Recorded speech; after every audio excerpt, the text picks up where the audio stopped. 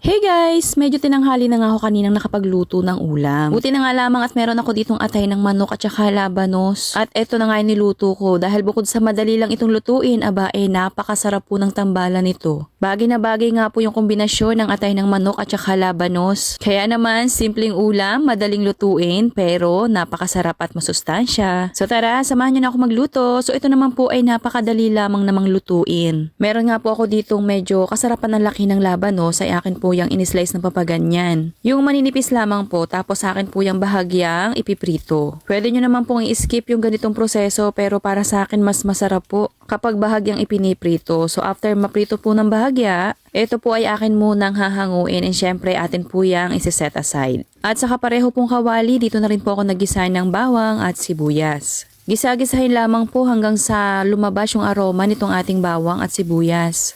At isinunod ko na nga po dito yung aking nilinisan na atay ng manok.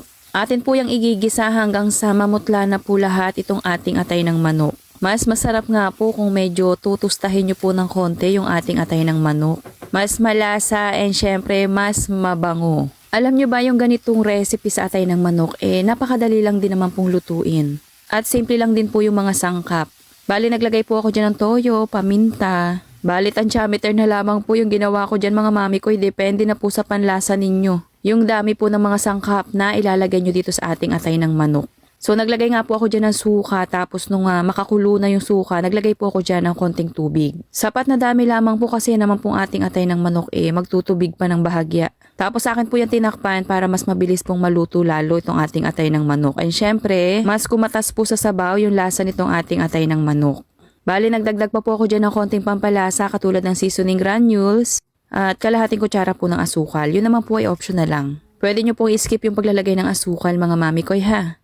At kapag nalesen na po yung pinakang sabaw ay pwede na pong ilagay dito yung ating bahagyang pinrito kaninang labanos. So ayan, halu-haluin lamang and naglagay rin po ako dito ng bell pepper. Pandagdag lasa and pandagdag kulay na rin dito sa ating masarap na ulam. Sandaling luto na lamang yan mga mami at pwede nyo na po yung hanguin. Easy recipe sa atay ng manok pero masarap and syempre masustansya. Kung wala pa nga po kayo naiisip na ulam, naku subukan nyo ito. Promise po magugustuhan nyo din po yung ganitong recipe sa atay ng manok. At tamang-tama naman po at meron na nga po ako ditong sinaing. Kaya naman hindi na po tayo magpapatumpik-tumpik pa, atin na po yung titikman. Kaya naman kung magluluto po kayo nito, naku make sure lang po na nakapagsaing na kayo. At ang masasabi ko dito guys ay nako, napakasarap po nito. Bagay na bagay po talaga yung kombinasyon ng atay ng manok at labanos. So sana nagustuhan nyo po yung ating simple pero masarap na recipe natin ngayong araw. Serve and enjoy!